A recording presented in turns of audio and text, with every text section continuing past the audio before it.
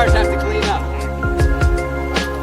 Except for Willie. I personally think that this team's ready to go. The weather could become a talking point as the weekend progresses. The tour is a second full-time job for all of us. And tonight we get blessed with Palin's presence. So she came to help tonight.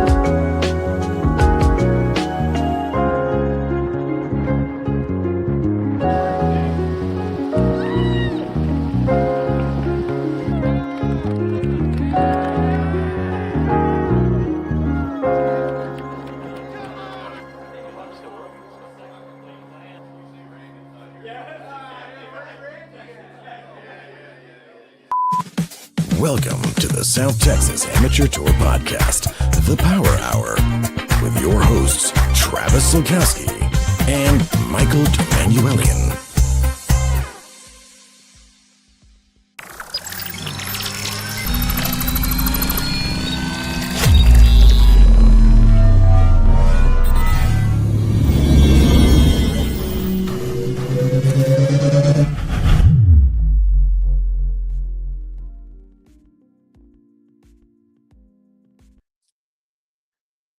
What is going on? Good evening, South Texas Amateur Golf Tour. MD here. It is Wednesday, May 13th, 7:03 in the PM. Hope everyone is having an amazing week. It's Masters Week, which is really what we're here to talk about, because we've got an exciting weekend ahead of us at the amazing Cedar Creek. We will be taking over this weekend for the PC Masters. We've got some previews to be had. We definitely have some stuff to talk about. We'll talk a little bit about the golf course. We are going to talk about. First notice is already out and available online. We're going to talk a little bit about groups. We'll talk a little bit about point standings, potential outcomes, all that kind of stuff. A lot of fun stuff to talk about tonight. But most certainly, before we can do that, before we can move forward with our evening, we of course need to bring in my partner. Some of you may know him. He's occasionally been on this show, Travis Solkowski. Good evening, mic check. Mic check. Can you hear me?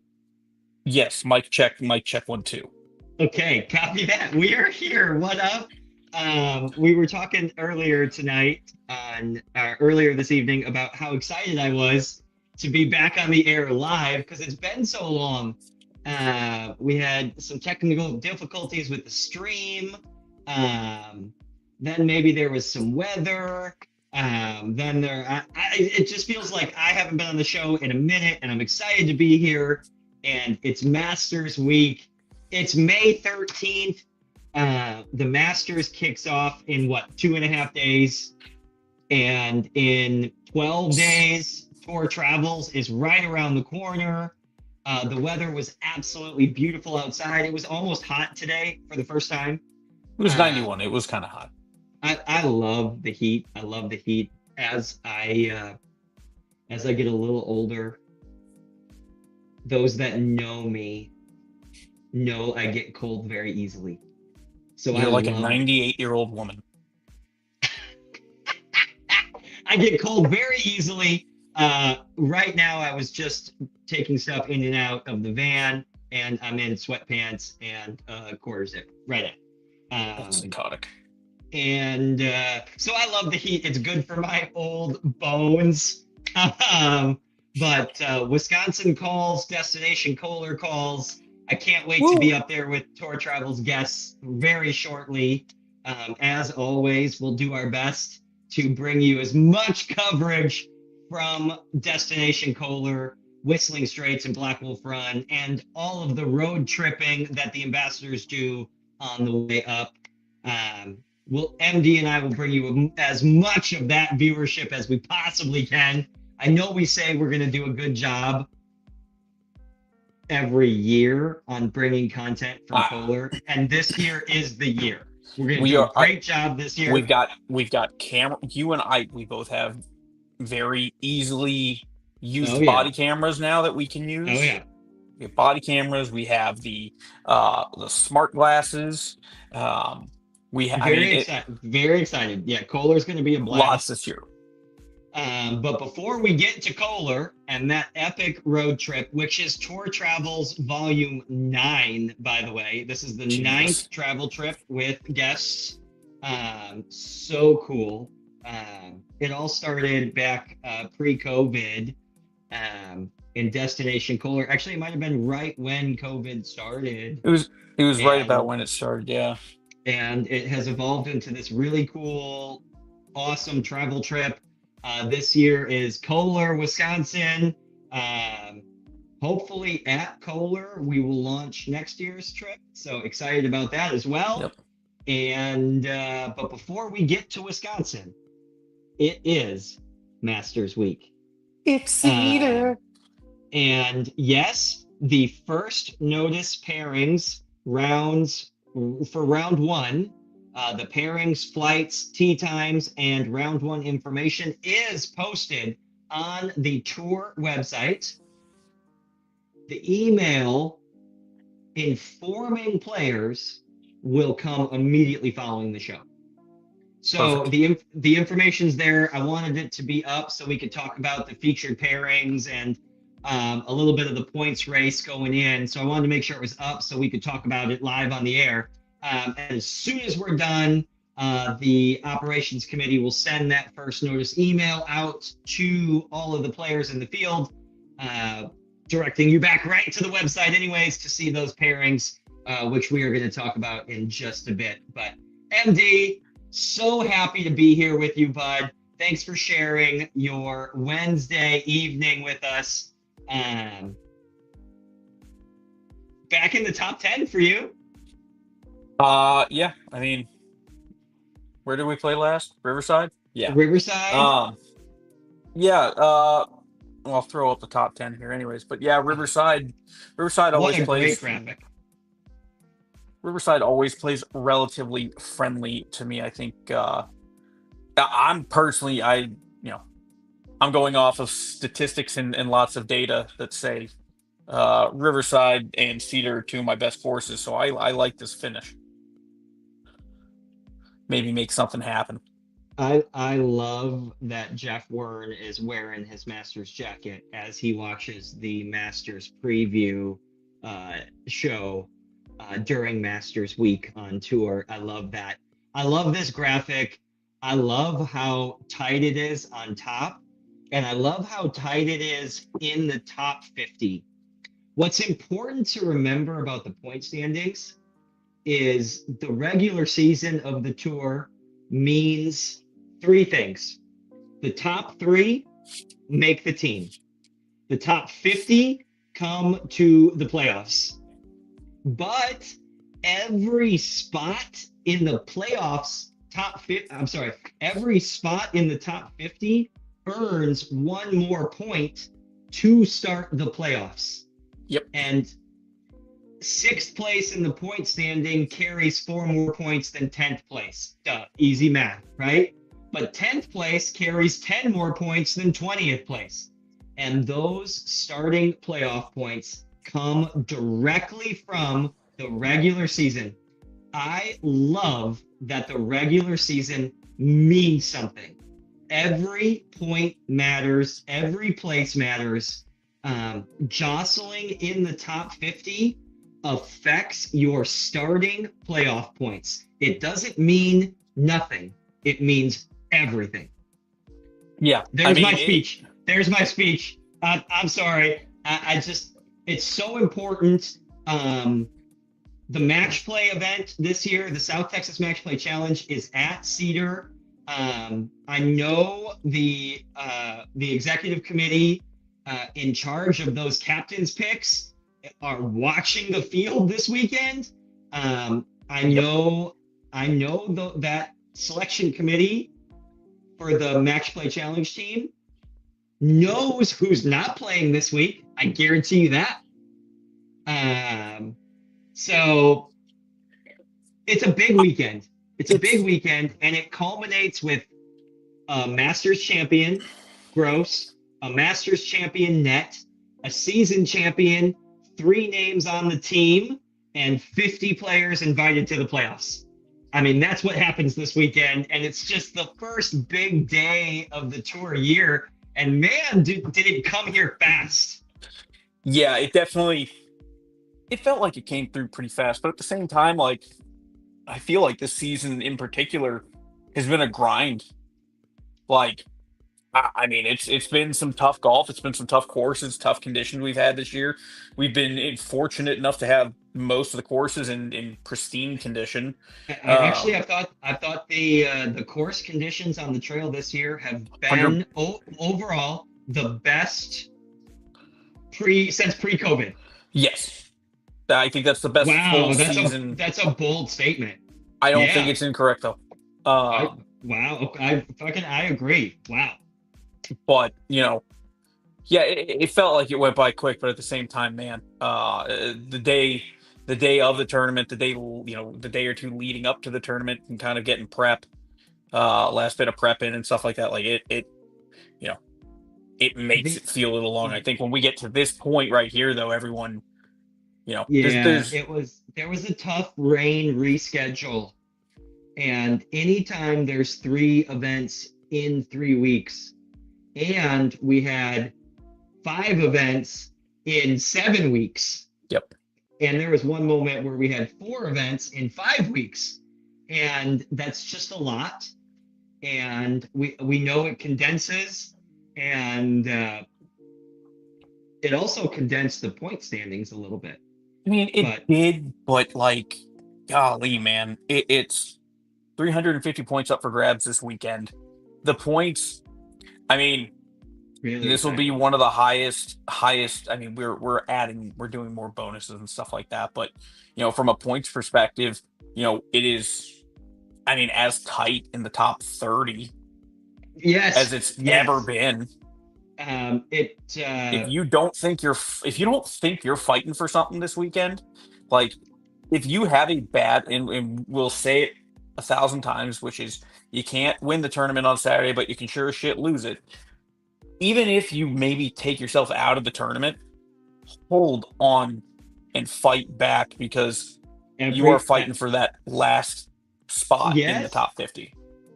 Like, that's all I'm thinking about. The math says I have no chance of making the team, but the math also says I have a very good chance of getting inside top 5 if I win.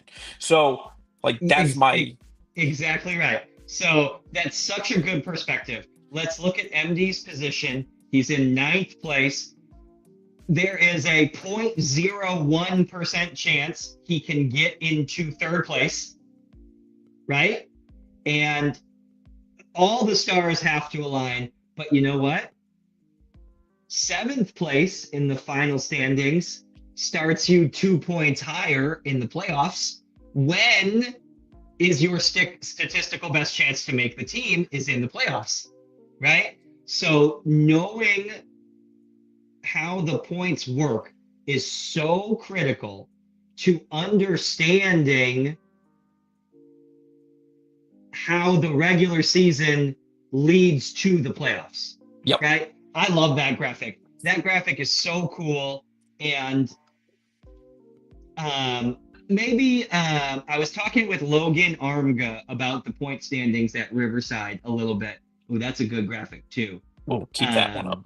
Yeah, I love that one. Who will be next? That's a question we'll talk about in just a second. We'll talk about each flight in just a second. But I lost my train of thought. I'm sorry.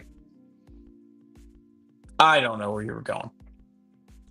But what I do know is that a lot of points, a lot of opportunity to move up, finish strong. This perfectly segues into this weekend of the PC Masters because this course is going to be a grind. Yes, exactly right. I remember what I was going to say. An off-week show early in the summer season, we will have a points breakdown podcast episode where we talk about everything point standings. Point standings for a regular event, point standings for a partner event. What does 1.5 times multiplier mean? What does custom jacket bonuses mean? What do the points mean in relationship to the playoffs? And we will have that episode after the spring season's over, so we have point standings to talk about. Yeah. And we have some full outcomes going into the summer season. But understanding the point standings and the point distributions is key to navigating a successful tour year worth of goals, for sure. Well, let's talk about the golf course. Woo!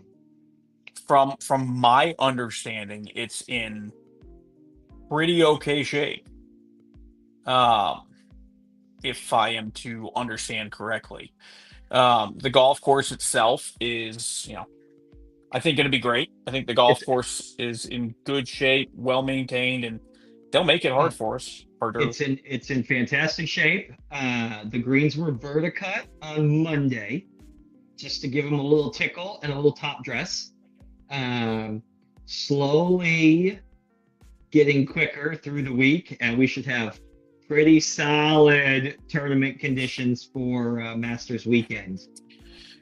I think it being at Cedar, I think makes it so much fun because it's Cedar. It literally, I think when we go to, Brack, or when we go to, maybe Riverside or Northern Hills, maybe not Northern Hills, people can run away with it. They can run away with the whole tournament pretty easily. It's tough to make big errors out there. Cedar wants you to struggle a little bit. What are you thinking, from your perspective? What are you trying to, or what are you expecting from scoring? I know looking at the field, knowing who's in the field, and just the general sense of that course. I know the operations committee and the setup committee are going to do their best to make Saturday super accessible and super fair. And then I know the committee wants to show off Cedar Creek a little bit on the weekends, on Sunday. On Sunday. So,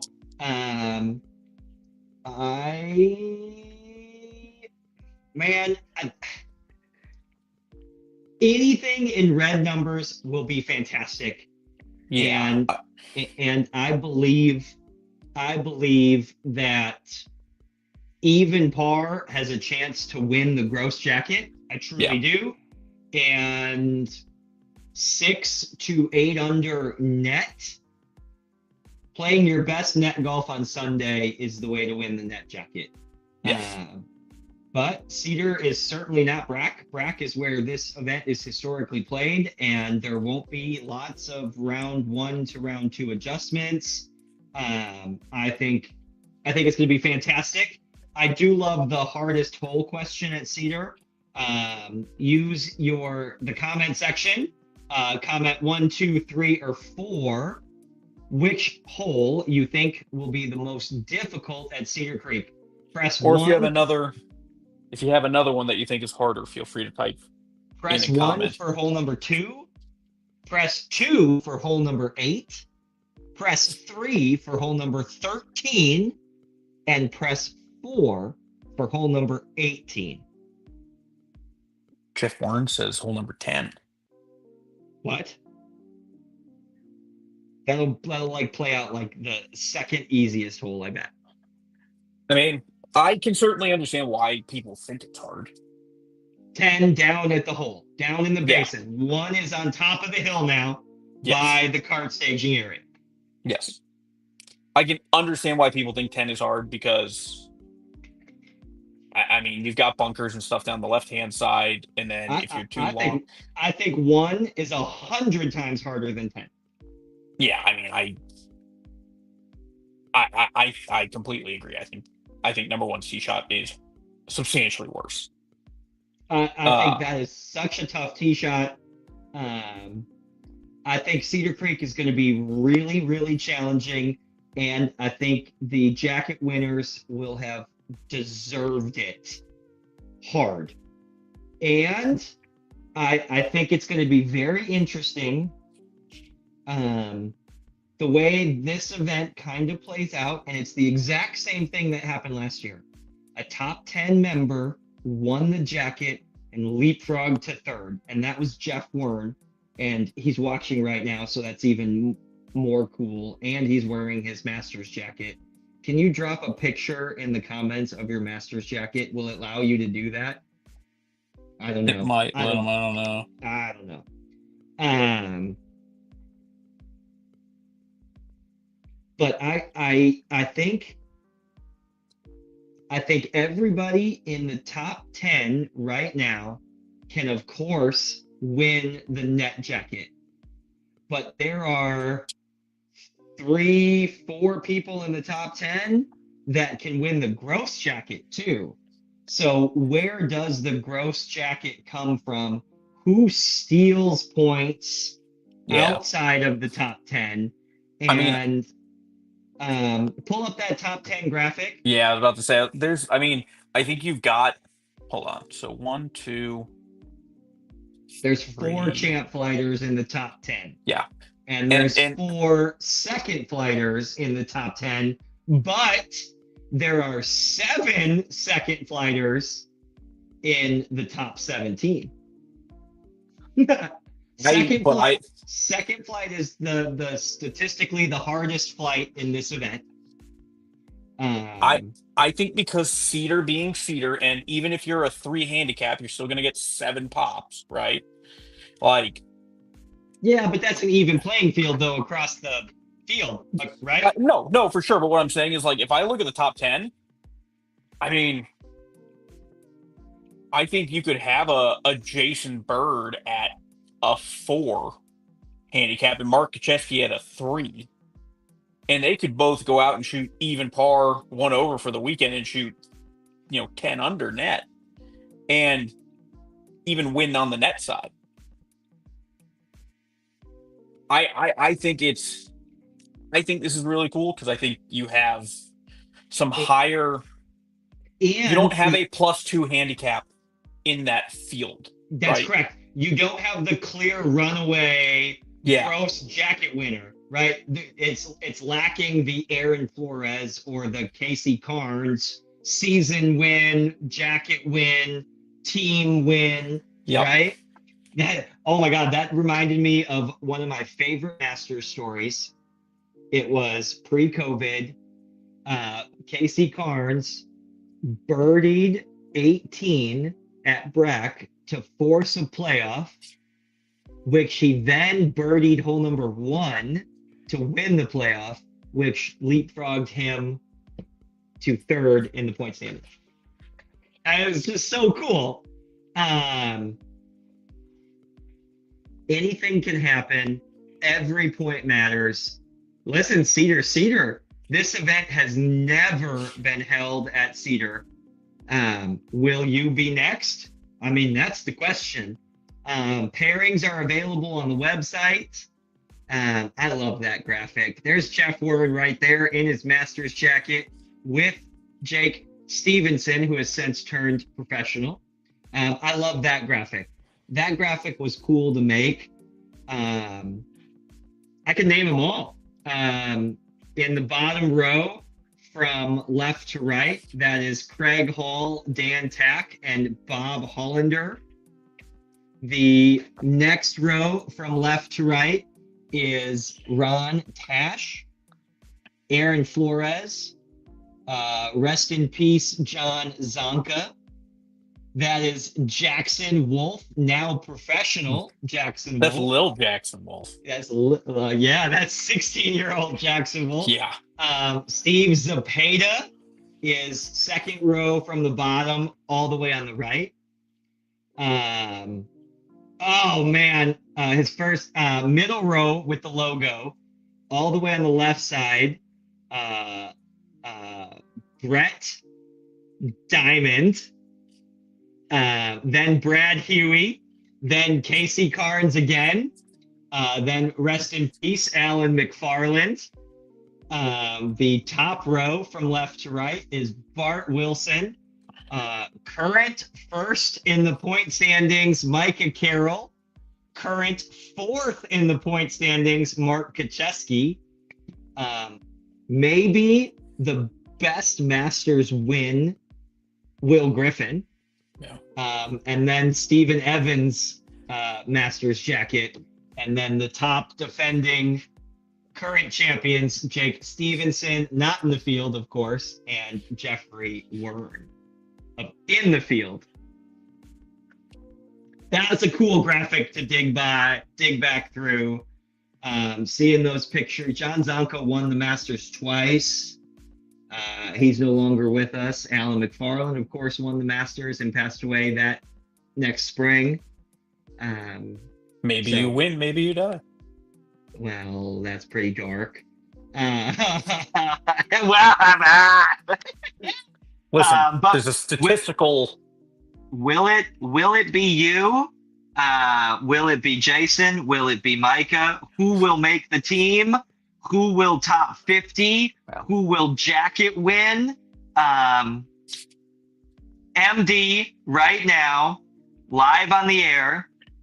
If we are, of course, eliminating you from picking yourself for the Absurd. gross jacket, who do you think's going to take home the gross Masters jacket? And will it come from Champ Flight? Yes or no? It's 100% coming from Champ Flight. Okay. I'm going to say, if I cannot pick me, You cannot pick you for either of these questions. I like Dustin Weldon for gross. He has won a jacket at Cedar. Yes. He won the PC Open Yep. at Cedar Creek in 2017 or 2018, years ago. This would complete the jacket Grand Slam and the only person to do it at the same course. Wow, what a story that would be for Dustin Weldon. I think Brian Dishman is playing good right now. Yeah, Dish is playing good. Rafael Abad is awesome. Super solid player. Michael Freeman is in the field. He has also won the Players Club Open, the plaid jacket. Yep. While it was at Cedar Creek. Same scenario as Dustin. This would be a career Grand Slam for Michael at Cedar Creek as well. You can't rule out Jeremy. No. Of course, Jason and Mark are playing good, but we can talk about Steve Evans. Steve Evans, Masters champion. I don't put it past. I mean, and I think we overlooked it a little bit here, and that's my fault. And I feel like just an absolute piece of shit. I want to apologize. Sean Vidal is a very fair pick for. Listen, that's who I was for gross with. Too. Yeah, that's who I was closing with. I am rooting for Sean. I'm rooting for everybody in the field. I'm rooting for Micah and Jason and Charles to hold on to their top 3 spots. We'll talk about second flight in a second.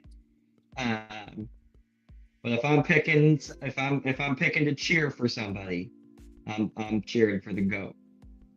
I'm cheering for Appreciate the vote of Sean. confidence. I'm cheering for Sean to be the giant killer. And Sean was not on the Moody Gardens team, and his presence as greatest of all time on tour was missed. I know the team was victorious, but Sean's presence certainly was missed in Galveston. And what a fantastic story it would be. The one piece of tour hardware that Sean Vidal doesn't have is a Masters jacket. It would complete the career Grand Slam. It would complete the tour, all the tour Grand Slam, from Player of the Year to team member, blah blah blah. It would complete everything and leapfrog in. I'm writing the story, and Sean's jacket win would leapfrog him into 3rd place, thus making the team at Cedar, blah, blah, blah. What a fantastic story. And that's what that's the storyline that I am rooting for this weekend. I am rooting for me. I feel like this is my year. Well, that's why I led with You Can't Choose Yourself, because our segment would have been over in one sentence. I love Cedar. I can't say it enough. It's my course. I love Cedar Creek. I love Cedar Creek. Let's talk about the net jacket. Pull up the top 10 point standings again. My guy is not in the point standings in the top 10. And let's talk about the top 10 point standings right now. The top 3 make the team: Micah, Jason, and Charles. Let's, for all intensive purposes, let's assume Micah and Jason play well and make the team. Yeah. On this graphic, again, we know you'd pick yourself at 9, but if you can't pick yourself, who wins the net jacket at Cedar, leapfrogging them to 3rd place? Is it Charles? Is it a repeat by Mark Kacheski? I think it's Dale Beavers. Oh, I love the Dale Beavers. I love it. Dale has been the most silent but consistent. He's played really, really well this year and kind of gone about it silently. And from just the sense of like looking at the flight, looking at, what's going on. I mean, he's not the highest. He's C8 in the flight, but I think he's just got a steady hand right now.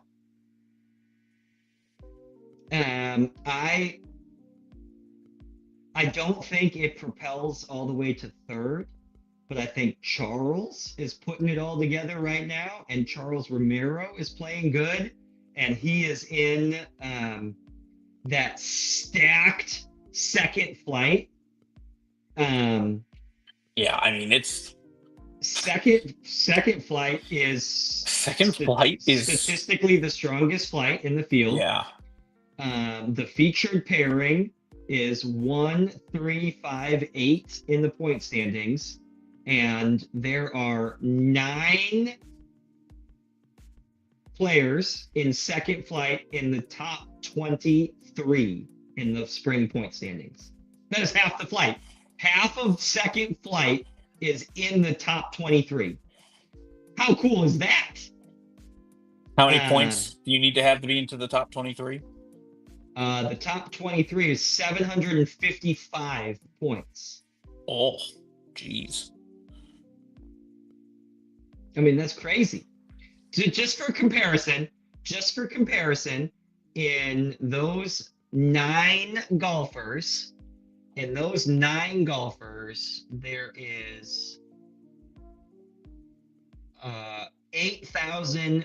500 points in the first 8 golfers of first flight. I'm sorry, first 9 golfers of first flight. There are 6,500. That's 1,500 more points in champ flight. It's 7,000, so 1,000 more points than champ flight. Second flight is with the one we're talking about at 8,500 points. And third flight is 6,800 points. There's 1,000 points earned more in second flight than any other flight.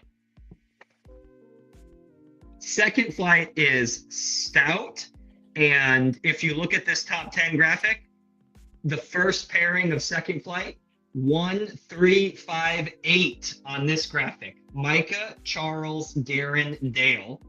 And the next pairing is 10, 11, 17, 21. Charles, Corey Frazier, David Thomas, and Terry Bleeker. That is a bloodbath for point stealing, right? Who from third flight, who from first flight, who from champ flight can benefit from the bloodbath that is second flight? Those are the butterfly effects of the point standings that are so fun to talk about. Yeah. I mean, and I think, and we'll obviously be talking about it amongst ourselves on Saturday afternoon after everyone's off the golf course. The outcomes we will be able to kind of get based on that is going to be a lot of fun. Who was your net winner that was not in the top 10? Greg Richter. Oh, what a cool story that would be. He's just outside of the top 10 at 18th. That would, a jacket win would propel him into the top 10. What a cool story that would be. It's his course. He runs that course. Why not win at that course? I think the net jacket winner will come from second flight.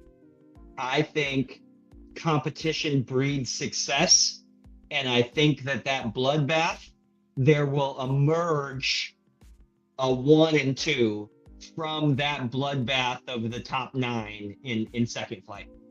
Oh my gosh.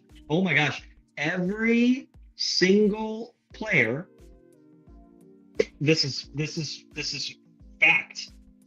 Every single player in second flight is in the top 100 in the point standing. That is not true for any other flight. There are no 0 points earners. And nope. I'm sorry. That is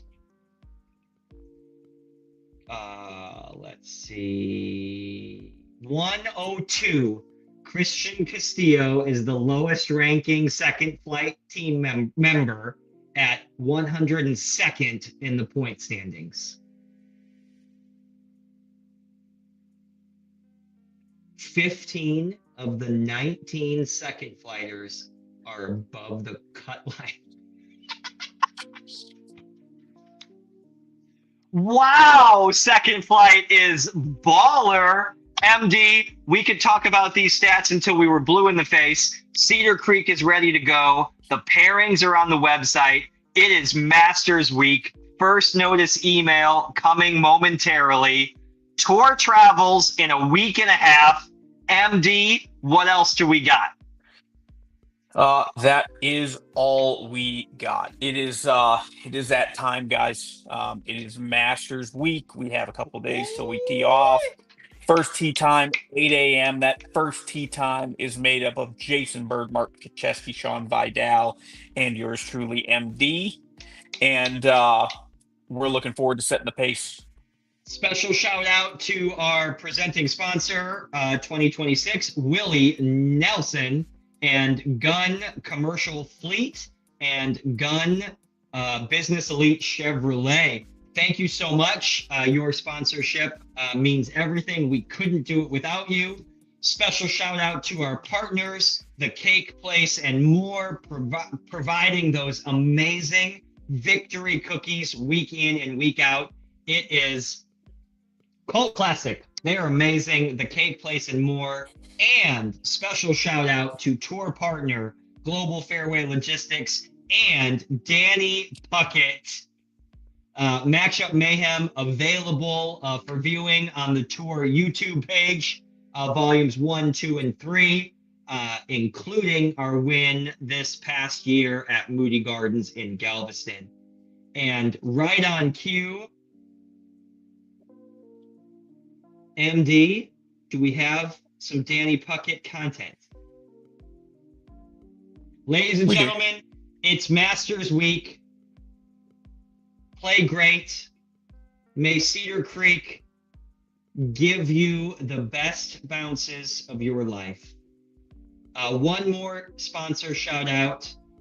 Shout out to tour partner Ben Carricker and the San Pedro Club Repair Studio. Ben Carricker in the field this weekend at Cedar Creek.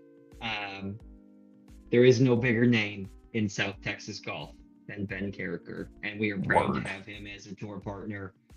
Thanks to all of our sponsors and partners. MD, your final thoughts as you gear up for a jacket win, and take us away. Looking forward to the weekend. Looking forward to getting to Cedar, seeing everybody, but more importantly, getting out and playing that golf course, battling it out for 36 holes, and looking forward to finishing the spring season on a high note and sending us off in style on tour travels. Our trip begins in just 7 days. Whoop, whoop, whoop. We will bring you live video coverage of the Ambassador road trip on the road with MD, Trav, and Casey Graham. There'll be some cool stuff that we do, so we're looking forward to that too. But first, we'll come to you live from Cedar Creek. Follow along. Golf Genius link will be there soon. Special shout out to Danny Puckett and Global Fairway Logistics for our closing out Masters Through the Years video. All right, everyone, have a wonderful night. We'll see you Saturday morning. Thank you for watching, everybody. We'll see you at Cedar this weekend.